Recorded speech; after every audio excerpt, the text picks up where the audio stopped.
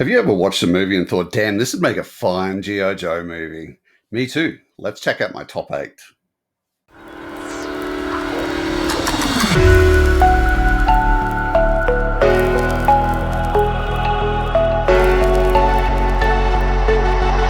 G'day, all. Welcome back to Frostbite's G.I. Joe Repro.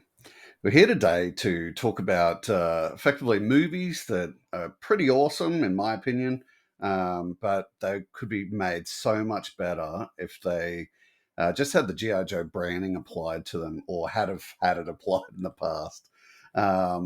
So we're going to go through my top eight, and these are eight movies that I quite like a lot, but were just to me missing that background branding, and applying a GI Joe take on it just would have been fantastic at the time. I know, it's just a thing of we just got to move on with life, but I can't help but just look back at these movies and think, you know, just would have been so much nicer. So when I've picked these movies to talk about this topic, I haven't gone for big name franchises. So obvious ones are Predator or Aliens, like the A Team. Like they've all got their own sort of background and pretty well known background. I've sort of picked movies that sort of standalones and just didn't have a well-known background with them. So yeah, let's take a look at my top eight. So the first one we're going to talk about is The Losers. And I'm going to now pass it over to my excellent AI assistant to read out the summary of the movie. A tale of double cross and revenge, centered around the members of an elite U.S. Special Forces unit sent into the Bolivian jungle on a search and destroy mission. The team, Clay, Jensen, Roke, Pooch and Cougar, find themselves the target of a lethal betrayal instigated from inside by a powerful enemy known only as Max. Presumed dead, the group makes plans to even the score when they're joined by the mysterious Aisha, a beautiful operative with her own agenda. Working together, they must remain deep undercover while tracking the heavily guarded Max, a ruthless man bent on embroiling the world in a new high-tech global war. Okay, thanks AI assistant. Now, the reason that I picked this movie was because it, in essence, doesn't take itself too seriously. There's a lot of comedy moments in the movie, as well as a high degree of action. And when I sort of think about G.I. Joe, most of the time I think it's a comic line or a character line that doesn't take itself overly seriously. There's sure as shit some serious moments that have come up in the comics, but all in all, it's more of just a relaxed type of line for me, at least. So the story of The Losers relates back to a DC comic series from the 1960s based on a group of specialists who had failed to complete a certain task, and then the whole team was labeled as the losers. The big thing that I took from this, though, was that it's a movie on a secret elite military unit where each character has their own specialization and attitudes. And this, for me, was just a mirror of G.I. Joe and the line. The villain in this also reminded me very much of Cobra Commander. He just does what he wants and isn't afraid to drop very bad things on countries in order to create problems for everyone. Okay, so that's the movie, and we'll take a quick look at the characters now. So first up, we've got Clay. So Clay is the leader. He's very calm, commanding, calculating. He's a very good leader of the team. He cares for the mission and his team, while also he's smart enough to provide workarounds to problems that may rock up. He doesn't appear to be a specialist in any particular weapon or fighting style or anything like that. His particular specialization is leader. So he's a leader class, effectively. And to me, Clay's comparison character in G.I. Joe would either be a young Duke, as we've seen in the latest Skybound comics, or Falcon or Flint. I didn't want to go straight to like a Hawk and even like an older Duke. I think it doesn't match for me. More of a younger character that is, ballsy, but wants to complete the mission, but still isn't rigid in how they do things. So yeah, that's Clay. Next up, we have Roke. So Roke is the demolitions expert of the team, and he also has expertise in knife combat. He's not overly compliant in the movie. So when he's getting given orders, he's constantly at odds with Clay. Roke's G.I. Joe comparison for me would be directly Lightfoot, and that's clearly because of the demolition side of things. But I think if we were looking, like I really wanted to list Firefly, just because of the attitude of Roke. Um, Roke is there to complete the mission. But spoiler alert, like this movie's been out for a long time, so if you haven't seen it, spoiler alert, like shut your ears now. But Roke ends up double crossing the team and being an absolute problem. So, whilst yes, I would have picked Lightfoot for this as a capability side of things, attitude is a lot more like Firefly, I felt. Okay, next up we have Jensen. So, and Chris Evans in this movie. I'm not a Chris Evans fanboy, but him in this movie, I think he just plays this character so well. And like this is where the comedy relief for the movie actually comes from, is Chris Evans' character. So Jensen in the movie is the team's intelligence specialist and computer hacker. Chris Evans, who plays him, described him as just being a really fun guy. He's kind of the comic relief. He loves life. He's a little nerdy. He's not very smooth, as we see in one of the moments in the movie. And to me, his G.I. Joe comparison character would be Breaker. Um, yeah, I sort of thought, it could be a mainframe because of his hacking, or could be a bit of a Chuckles because of his intelligence side of things. But I sort of thought Breaker has all that stuff. Like we've seen Breaker explain technology before, and I'm pretty sure he cracks a few jokes, or he's a bit of a funny guy. So yeah, Breaker was the guy for me. Next up, we have Pooch. So Pooch is listed as the team's transportation and heavy weapons expert. He's not a big guy in the movie that I can remember, at least. Um, he's a loyal team member, and he has little problems taking and executing orders. Capability wise, there are a few options. As far as heavy weapons experts go, like we don't really have transportation experts in GI Joe. We just have drivers. Um, but for me, if we're going to talk about a heavy weapons expert, and I've got to pick one, I just ended up picking Roadblock because so many to choose from. Let's go with the classic guy for me, at least. Um, yep. Okay. Next character was Cougar. So he's the group's sniper. He's precise and long range elimination, and he speaks rarely throughout the film. Cougar was generally compliant and did what he could do to achieve the mission. For me, his comparison was Lowlight. Um, so both in capability of being a sniper, but also from memory. And feel free to let me know in the comments if I've got this wrong. I seem to remember that Lowlight never really talked all that much. And when he would talk, it wasn't great big sentences or anything. He just wasn't much of a chatter. So that that for me was probably the easiest one of the lot, was just lining these two up, Cougar and Lowlight.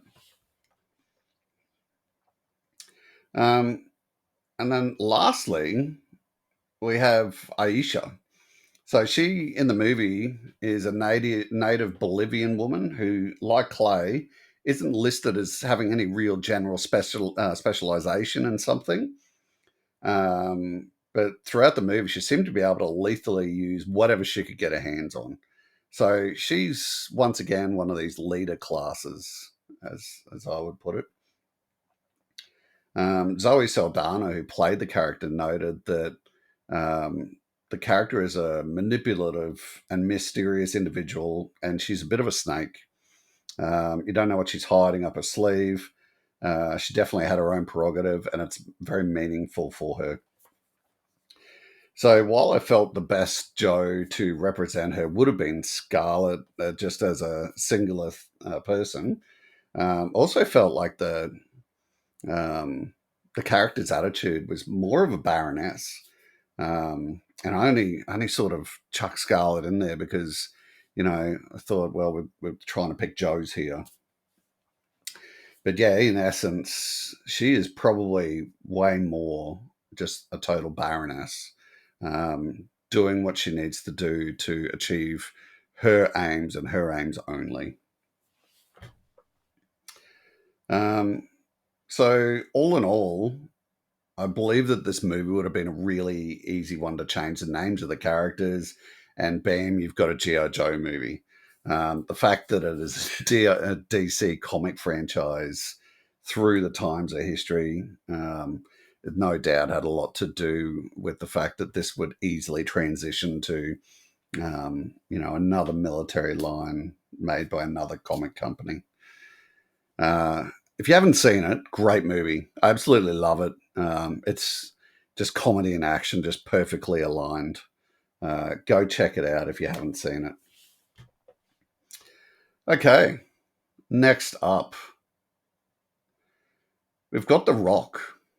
And once again, AI assistant. Let's go with your description. With a madly daring scheme to unleash a devastating chemical warfare on the unsuspecting citizens of San Francisco, the disillusioned war hero, General Francis X. Hummel, and a handful of loyal men take over the impregnable prison island of Alcatraz. Demanding $100 million in reparations to the families of his lost brothers in arms, the highly decorated military man threatens to launch deadly rockets filled with nerve gas, unless the Pentagon takes him seriously. Now, the fates of millions rest in the hands of two unlikely companions, the nervous FBI chemist Stanley Goodspeed, and the experienced British ex-spy and former Alcatraz inmate, John Patrick Mason, who must break into the abandoned fortress to thwart the general's plans. Many tried to break out of this rugged and impervious jail. However, only one succeeded. Can Mason and Stanley escape from the Rock in one piece? Okay, so thank you, AI assistant. Been awesome, and will continue to be awesome through the rest of this video. With this movie, I was attracted to seeing a G.I. Joe version of this because effectively it's a story of two elite trained personnel achieving a mission that lesser trained personnel blatantly couldn't fulfill. Once again, spoiler, I think they were SEALs, but yeah, SEALs die in this. But meanwhile, these more elite in their field, trained people, two of them get through and achieve the mission.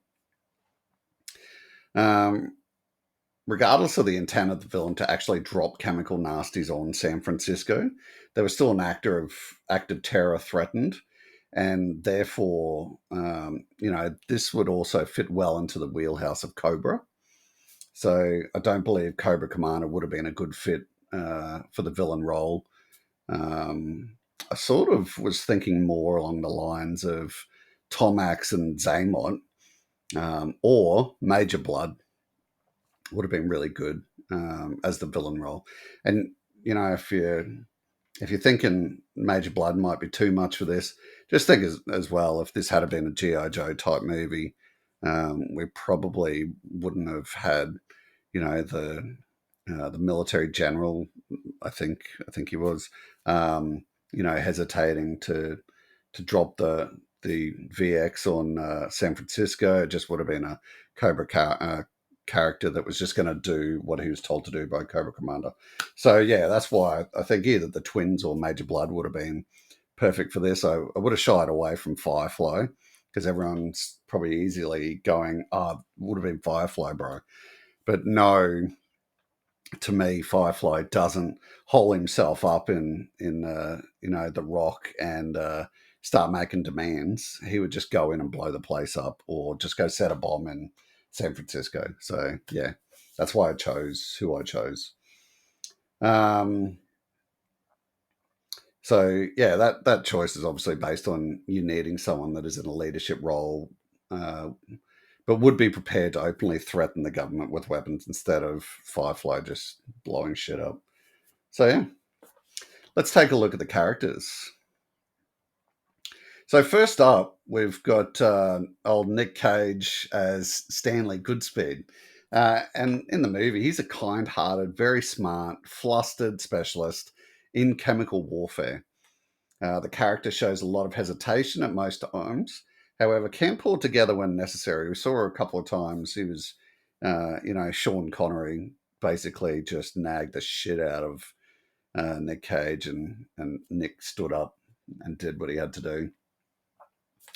I had a lot of fun picking this character because, um, you know, it came down to me to two characters that um, are a bit of a like B class or C class character in the GI Joe line. So I was sort of looking at Airtight or Clean Sweep, and I chose Airtight because he's the um, more vintage character, more classic character. Um, but yeah, just noting, could have been swapped out with Clean Sweep too easily. And so the reason I really enjoyed picking one of these two characters was everyone just talks about, your Snake Eyes, your Storm Shadow, your Duke, these mainstream characters. But I would love to just see a movie that's got one of these sort of lesser known characters um, in the main stage. I think just would have been really nice. Um, okay, so that's Stanley Goodspeed. The other character was John Mason, played by Sean Connery. He's very knowledgeable in the area of survival and escaping, like he escaped the Rock. Um, he's very strong in his judgment, and he is a strong motivator for his team. I felt the direct comparison could only be Outback in this situation. Outback is known mostly for his survival skills and ability to use weapons to achieve aims. I couldn't really think of anyone that would come closer to comparing to John Mason. Just that sort of more experienced Joe with the escape and evasion skills. Yeah, to me, it was just Outback. Um, Mate, if you haven't seen The Rock, there is seriously something wrong. So, I absolutely love this movie, and seeing two Joes in these roles coming off against the twins or Major Blood would have been amazing for me. But yeah, that's The Rock. Next up, we've got Extraction 1 and 2.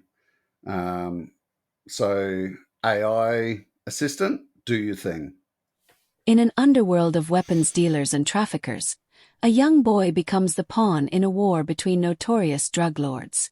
Trapped by kidnappers inside one of the world's most impenetrable cities, his rescue beckons the unparalleled skill of a mercenary named Tyler Rake, but Rake is a broken man with nothing to lose, harboring a death wish that makes an already deadly mission near impossible.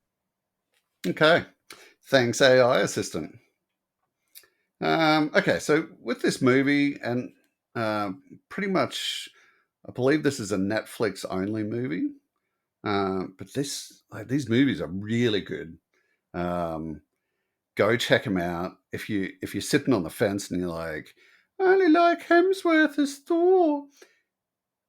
Stop it. Go watch the movie. Just great. So with this movie, I more saw what G.I. Joe could be in a beautiful sense. Um, a military movie using loved characters achieving missions against Cobra in a darker sense, rather than giving us movies that are more depressingly comical look. Um, I mean, I like the original Joe movies, um, but yeah, if I saw G.I. Joe characters getting into gunfights like you see in these movies, I just have these things on 24 hours a day, repeat. The fighting and action scenes in these extraction movies were just excellent, really good. Um, all right, so let's go through the character. Um, so it's really only the one character. It's Hemsworth. He is Tyler Rake in this movie. He's a black market mercenary who appears to be 1000% focused on the positive outcome of the mission that he's assigned to each time. Man, he's a mercenary. He's getting paid to do stuff. He's got a name. He has to protect his name. So, yeah. He does seem to prefer certain weapons throughout the two movies. However, the character appears to be trained in pretty much every weapon in existence. Close combat, transportation, piloting, and tactical skills also appear to be specialties of his. Like, this dude is just all over everything in the movies. So yeah, I really just I had no choice but comparing Tyler to Snake Eyes for these movies. Both characters seem to preference achieving their mission solo using a myriad of weapons and skills. So, in these movies, he does have helping or helps, but, a lot of the time you just see him just by himself, just kicking ass. And that's more what I sort of think about Snake Eyes is he's a solo operator who gets in and does the job. Um, they both also seem to have just this really heavy focus on mission completion. It's like they go into a trance, both of them. Snake Eyes. I mean, you can't see his face a whole bunch in the comics, but and obviously the fact he doesn't say anything. Let's just say that he is heavily focused on his mission. And I sort of, when I was thinking about this as well, I sort of thought, Tyler Rake would be a great unmasked Snake Eyes on missions. It was just really cool to me. If you haven't seen these movies, definitely go watch them. I mean, anything on this list, if you haven't seen it, go watch it. There's a reason that I put the movies on this list, and that's because they're all epic movies and I love them. So, yeah, go check them out. This movie is just a really great example of how a solo Snake Eyes film should be made. No, Snake Eyes falling into a pit with a massive snake bullshit. No clan politics crap. Just Snake Eyes going in, getting the job done and getting out and just killing the entire population who gets in his way. Really, this is how a Snake Eyes movie should look. Okay, so next we've got a movie called Nobody. I'm pretty sure this was a Prime movie, and I think out of all the movies that I've got on this list, I was the most surprised at how much I enjoyed this movie. Because don't have a lot of experience with this character. Um, so I just sort of sat down one day and watched it. It looked actiony. And by the end of it, I was like, man, that was a fantastic movie. Hutch Mansell, an underestimated and overlooked dad and husband, taking life's indignities on the chin and never pushing back. He is a nobody. When two thieves break into his suburban home one night, Hutch declines to defend himself or his family, hoping to prevent serious violence. His teenage son Blake is disappointed in him, and his wife Becca seems to pull only further away. The aftermath of the incident strikes a match to Hutch's long-simmering rage, triggering dormant instincts and propelling him on a brutal path that will surface dark secrets and lethal skills. In a barrage of fists, gunfire, and squealing tires, Hutch must save his family from a dangerous adversary and ensure that he will never be underestimated as a nobody again. So I picked this movie to be in this list as, in my opinion, it would be an absolutely amazing opportunity to explain the backstory of one of the Joes. Just pick a Joe that fits the template, and this is his backstory. We sort of see this clearly boring guy living an uninteresting life, but when he's pushed, he becomes this absolute weapon. Like, there's one point where a dude is just so scared, he immediately apologizes, runs out the door, and locks the door behind him. And you're sort of like, oh, yeah, right, okay. There's references um, in this movie that are they were sort of a bit weird and sort of have their own background.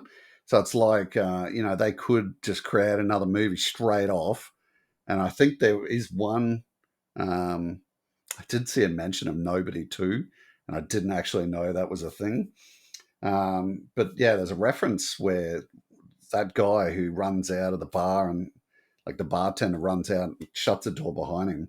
He actually sees a tattoo on this guy's, I think it was on his hand or his arm. And he knows that tattoo. And, it's just a great reference that this guy's been a former member of a like really lethal military unit. And it was, it fit so well with one of the classic Joes.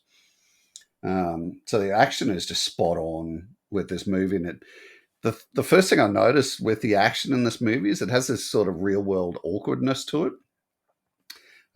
Like it's not ninjas with their smooth movements and all that sort of stuff. It's just dudes beating on each other, and they fall down and they get back up. It's not like they're just dodging out of the way and in no danger at all. So yeah, just that weirdly that clunkiness just makes it really fluid and beautiful and lifelike to me. But yeah, so the main character of this, his name is Hutch, and he's just this really quiet, unassuming character that is just deadly, but in a real clunky, punchy way. He's clearly done classified kill missions in the past, and at some point knows his way around general type weaponry like claymores and assault weapons. Comparing him to G.I. Joe, my main pick would be Chuckles, due to his intelligence background and his punchy attitude. But I couldn't help but think about characters like Beachhead, Gung Ho, and in particular Leatherneck would probably work really well with this and give us some really great background on really classic, loved characters of G.I. Joe. This is a great movie that will give us a almost dark comedy, violent version of a great Joe background. Um, but the character to me would really matter when you pick. Couldn't just pick someone like airtight. Like one of these boys that I've listed here on the slide would be absolutely great. I reckon, in my opinion. Um, okay, so that's Nobody. Next up, we have Stealth. AI assistant, take it away. In the near future, the Navy develops a fighter jet piloted by an artificial intelligence computer. The jet is placed on an aircraft carrier in the Pacific to learn combat tactics from the human pilots aboard. But when the computer develops a mind of its own, it's the humans who are charged with stopping it before it incites a war. Thanks, AI assistant. So I picked this movie because a lot of the historical content on GI Joe, it's never really been spending too much time focusing on the pilots of GI Joe. So the pilots have been more just used as characters in ground attack plots. It would excite me to no end to have a film focus on three GI Joe pilots working together to prevent AI causing an attack, probably on uh, not Russia in the movie, but Trucial Abysma. Like that place is always mentioned in the Joe comics, so let's use that. And we all know that was pretty much Iran anyway, um, meant to be Iran in the comics. Um, so yeah, let's go through the characters. So first up, you had Kara Wade. So she's a full believer in the rules and completing the mission within the known parameters. In a comparison with G.I. Joe, would actually look at Glenda playing her role. So, from my small knowledge on Glenda, she mostly works with helicopters.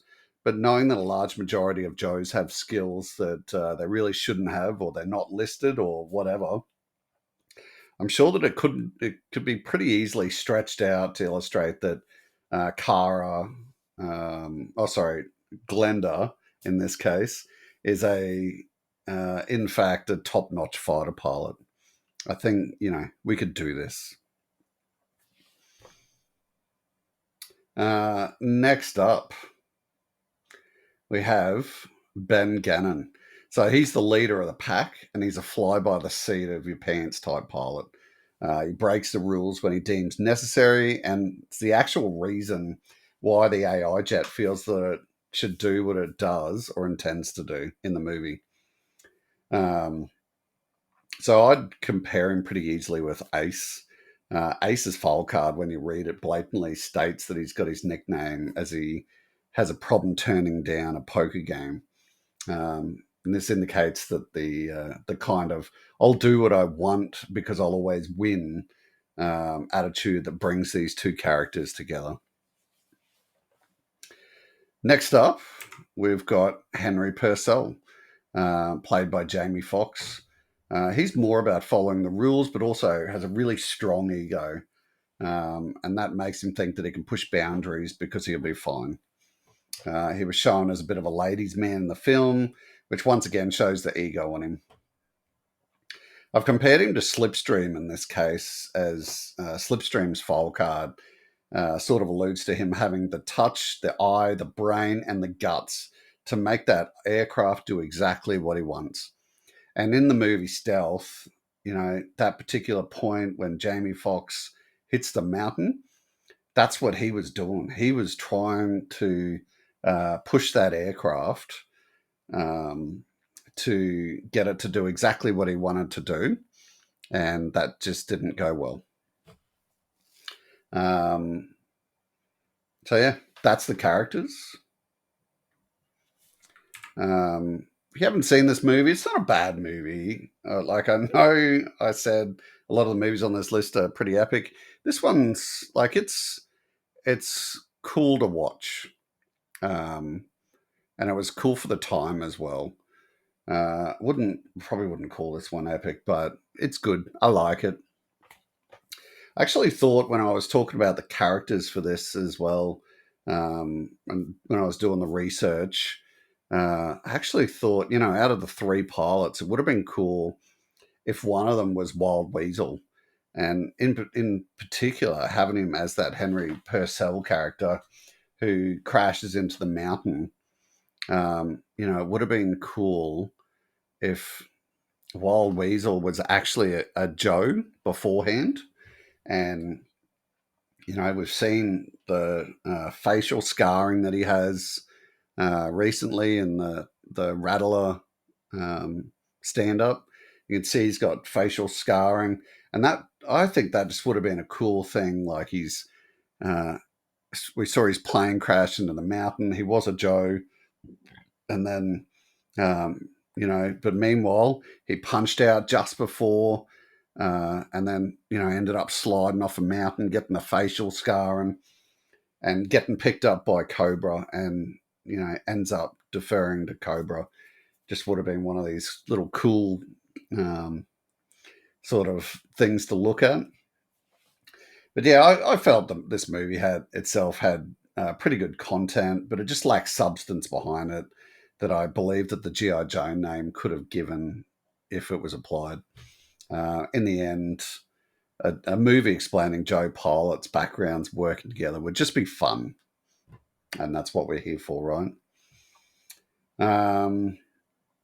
Just please take this opportunity as well to hit that like button if you're enjoying the video, and if you're not currently subbed to my channel.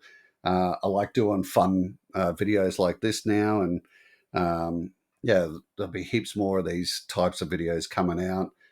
So yeah, if you're not currently subbed to my channel, hit that sub button. But yeah, let's crack on.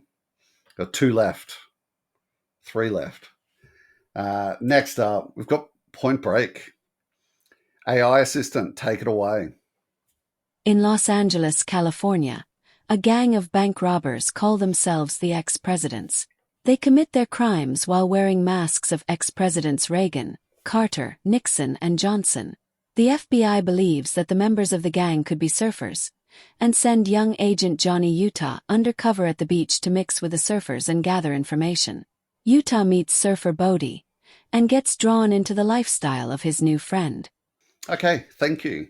So picking this movie for me dangerously impeded on one of my filters, for, as I mentioned at the start, for selecting these films, which was not picking a film that already had a really strong following on it. So, I mentioned ones like Predator and Alien, and this one's, it's just such a classic that I was a bit skeptical about picking it, but in the end, it presented a really good G.I. Joe opportunity.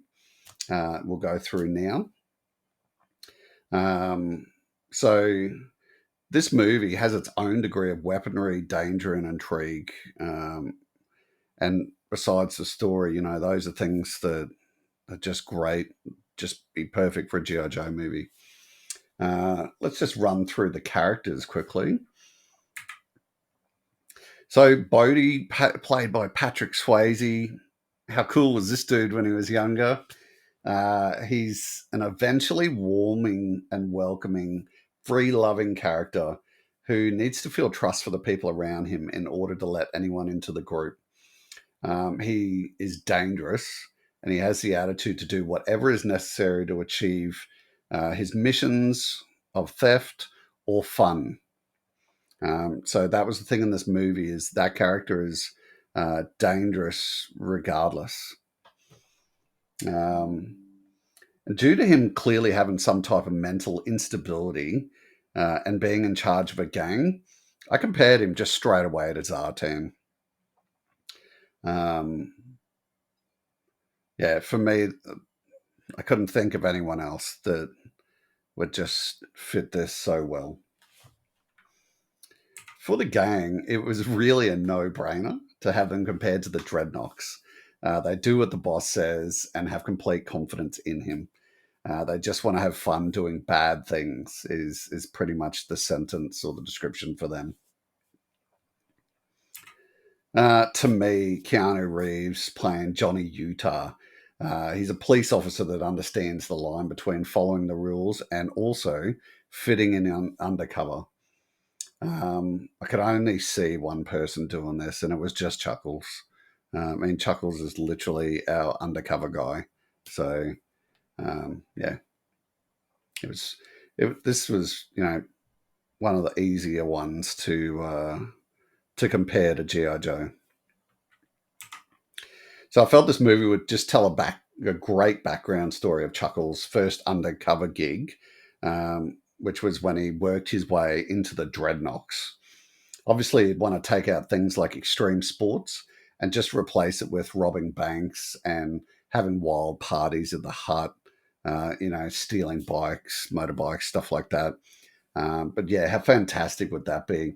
It's a background story of Chuckles worming his way into the Dreadnoks and then eventually screwing them up. So that's Point Break. Next up, we've got Red and Red 2. So the Red series, they were based on DC Comics as well, I believe. I just, Yeah. Anyway, let's let the AI assistant do their job. Frank is retired, bored, and lonely, living off of his government pension in a nondescript suburb in an equally nondescript house. The only joy in Frank's life is his calls to the government pension processing center when he gets to talk to his caseworker, Sarah. Sarah is as bored and lonely as Frank and marks her conversations with the unknown Frank and her spy novels as the only things fun in her life. When something in Frank's past forces him back into his old line of work and puts an unwitting Sarah in the middle of the intrigue, Frank and Sarah begin a journey into his past and the people with whom he used to work. Like Frank, they are all retired, extremely dangerous. Thanks, AI assistant. She's doing a great job in this video. Everyone give a round of applause for AI assistant. So I can only assume you've seen these movies. Red stands for retired, extremely dangerous, as the AI assistant mentioned. Um, Excellent movies, in my opinion.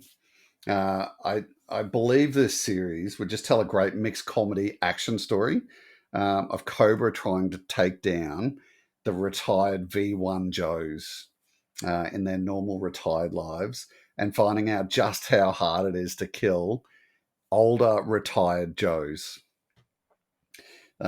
These movies don't take themselves too seriously, whilst also doing a great job to apply amazing scenes of destruction and weapons usage. I mean, there's a scene in one of these where Helen Mirren is just behind this, I think it was a 50 cal, and just pumping rounds down range, just destroying shit. And, that's the kind of stuff that just brings a smile to your face.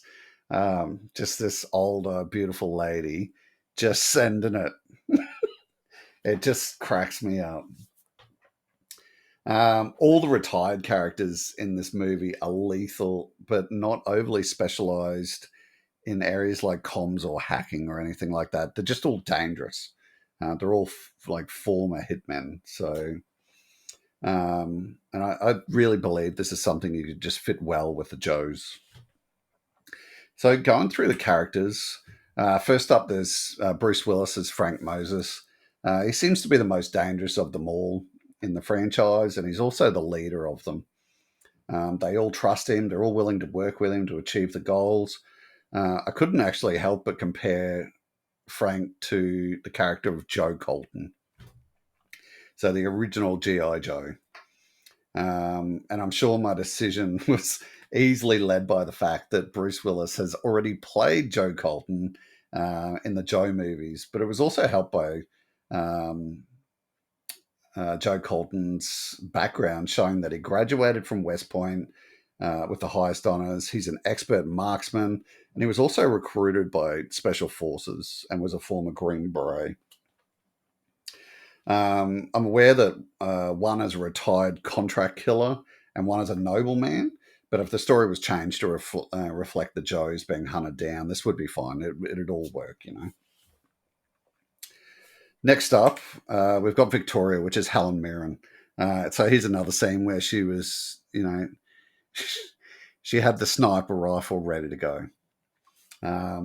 So Victoria is a character based on Amazing Beauty, and I'm pretty sure they mentioned that during the movies. Her just being this amazing beauty when she was younger. Not that she's not pretty now. And her ability to utilize weaponry to achieve the mission. The easy pick here would have been Scarlet. However, I don't feel like that's the correct fit here. As far as I know, Covergirl was actually the most beautiful female character, whilst also being able to utilize weapons and tanks, which makes her pretty bloody dangerous, in my opinion. Let me know in the comments if you think I got that wrong. But yeah, I reckon Covergirl is more for this character. Next up, Joe Matheson. He's a very calm and collective character in the series.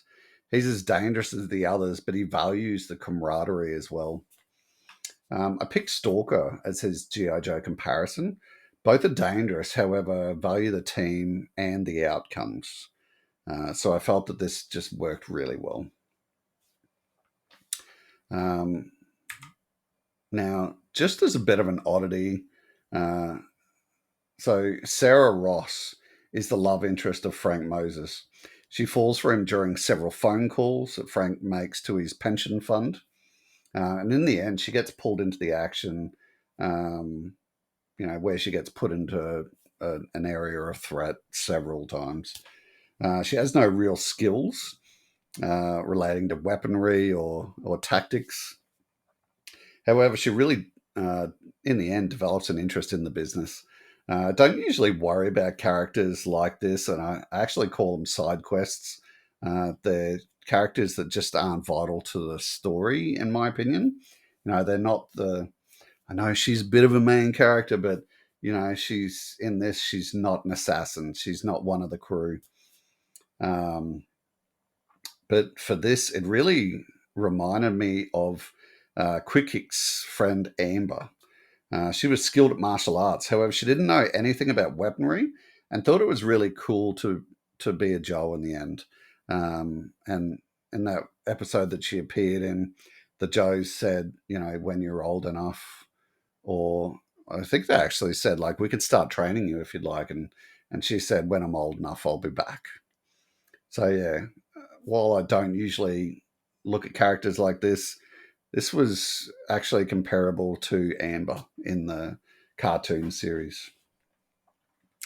I think this movie would just help prove just how trained the Joes were in their prime, that they could be so dangerous when they're retired, whilst also giving a bit of that comedy that, G.I. Joe is sort of known for sometimes. Okay, next up, G.I. Jane. AI assistant, take it away.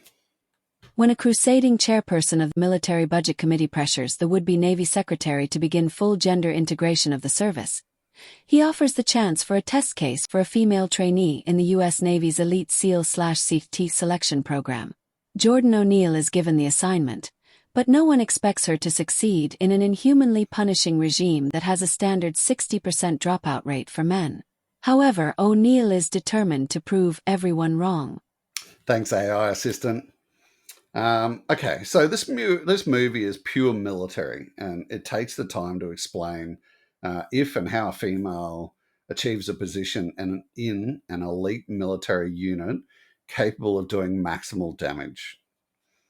I felt that this movie could provide a great backstory on one of the female G.I. Joe characters, and with respect to that, to me, there's only one female that this story would suit.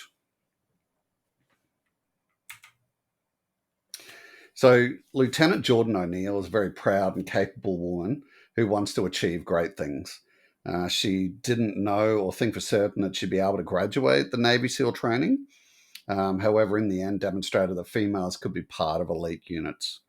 A story like this would be perfect to explain how Lady J received initial Special Forces training, which made her capable enough to be one day considered for placement in the G.I. Joe program.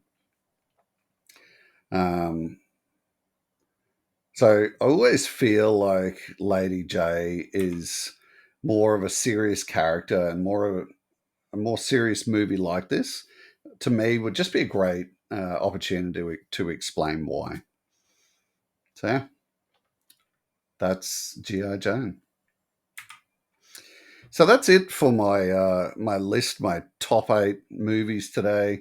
If you've enjoyed the content, smash that like button. It keeps me motivated to continue making fine content for y'all. Thank you very much for tuning in for this list. Let me know in the comments if you think I got any of these wrong. If you haven't seen any of these movies, line this list up now and go and start watching. Just fantastic movies that I can always go back and rewatch. But yeah, thanks so much for watching, and we'll see you in the next video. Bye-bye.